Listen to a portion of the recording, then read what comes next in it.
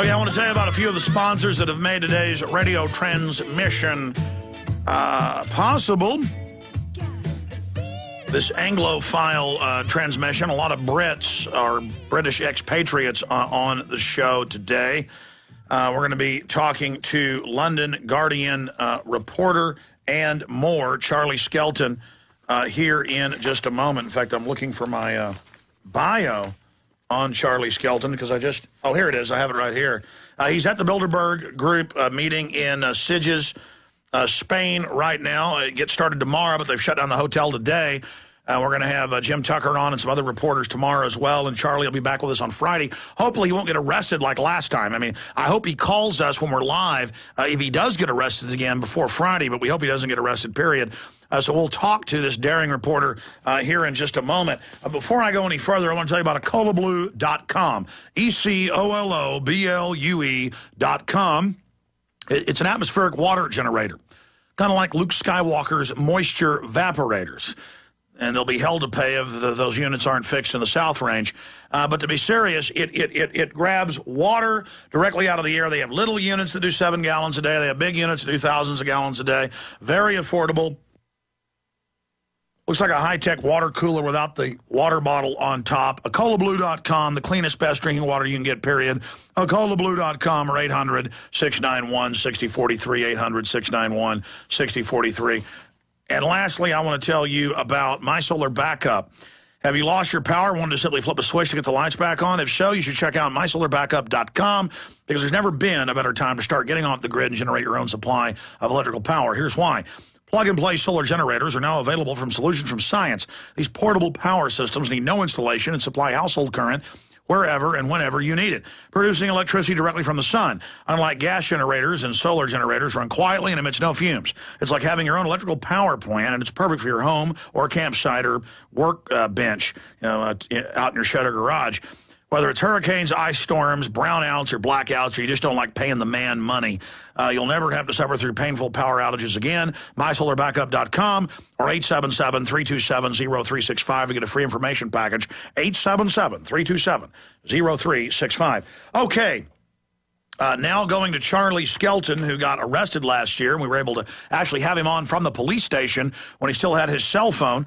An Oxford University graduate, journalist, for the Evening Standard, The Guardian. He also writes satire and has written quite a few books, and we'll give you his website before he leaves us.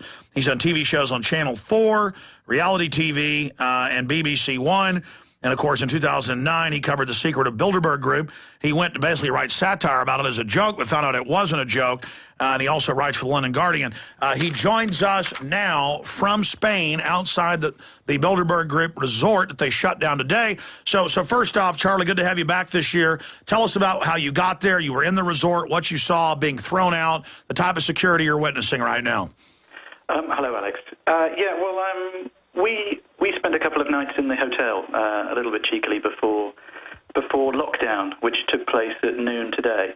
And, basically all the guests left over the last few days because they have the Bilderberg block booking, and they're replaced by the conference organisers who are up to their ears in it, and more and more security men who are just piling in at the moment, and the police are piling in, and police helicopters are taking to the skies, and it's the same old thing.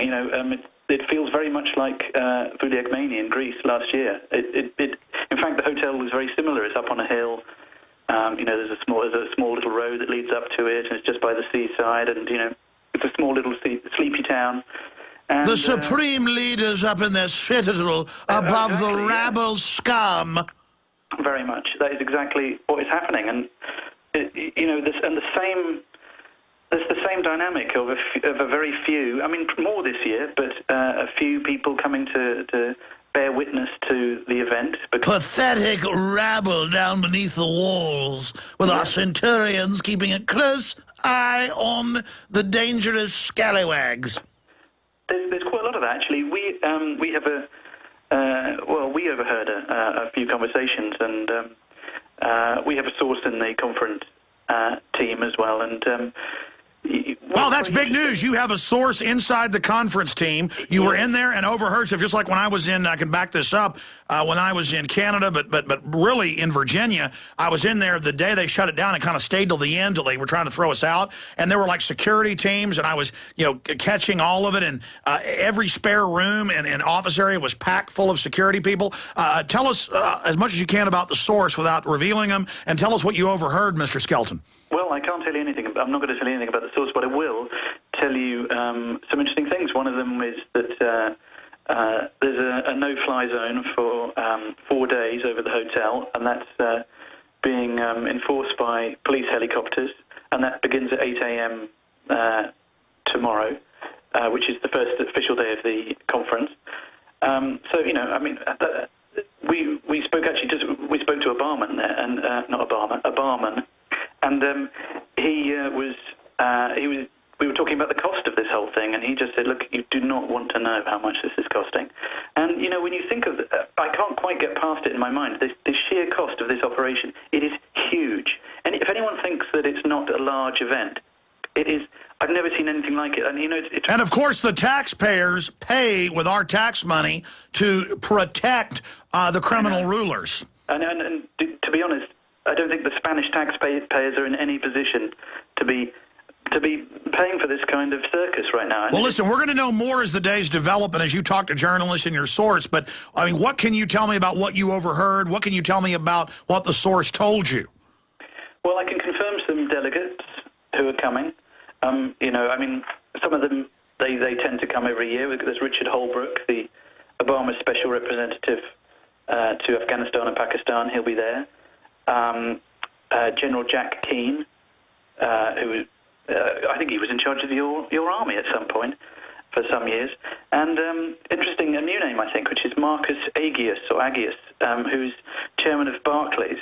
And he's also senior non-executive director on the new BBC executive board. So it's interesting. The BBC may not be here covering the event live on the ground, but they do have someone inside.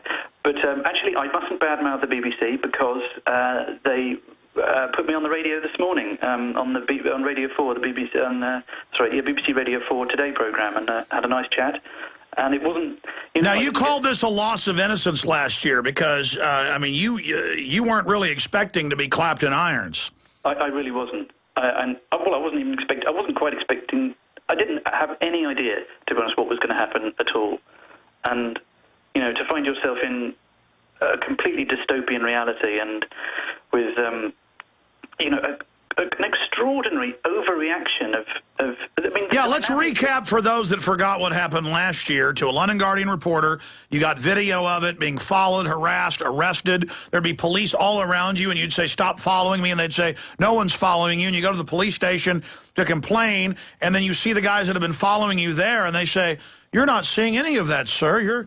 You're quite insane. And then they finally did arrest you. So recap that, and let's go back to this first look at Bilderberg 2010 and the valuable intel you've already ferreted out. Well, 2009 was my loss of innocence, I sat there in the in Athens. I had to run away to Athens because I was being chased around and arrested so much in Buliak-Mani, and I really wasn't trying to do anything at all. You described me early on as a daring reporter. That couldn't be further from the truth. I spent all of 2009 trying not to get arrested, and my plan for 2010 is very much along the same lines: not to get arrested. But last year I sat in an office in Athens, opposite. He was I think he was the head of the Athens state police that look after the parliament and after their government. So very high up. And I said, look, I've worked out. I realise who's been following me. It is you. It's your team. I've seen the guy in the loo just now, weirdly, and having been denied all the way along. And he just said, no, you didn't see a man. You didn't see a man. And I sat there and I thought, my God, that's a scene from a movie. You don't want to be sitting opposite someone telling you haven't seen what you've just seen, because it makes you think you're going to start seeing ones and zeros, and the matrix will melt away, and you think, whatever. It's very unsettling. But that's their psychological. I mean, they've got Von Rumpe, Brown, all of them announcing world government run by the bankers that have engineered the financial collapse. We have their documents from over a decade ago planning this. And then they'll announce world government and then say, but we're not setting up a world government, and you're quite insane if you believe in one. I'm afraid it doesn't exist. I know. Look, I mean, I'm sick of it. It's, I'm sick of ringing up, reputable news agencies, and I'm not going to name any names, and speaking to, people who work on their foreign news desk, and, and you say, well, I'm here in Spain covering the Bilderberg conference, and they go, the what? And, I'm thinking, look, I mean, this is a big deal. It really is a big deal. If you had 150, you've all heard it before, top football players meeting in secret, there'd be 50 helicopters above and 1,000 press. If you had 150 top Hollywood stars meeting in secret, and they've been doing it since '54, you'd have 1,000 helicopters and 5,000 press. But with this, it's just, oh, you don't see those black sedans pulling in. You don't see the troops with machine guns. You don't see police dogs.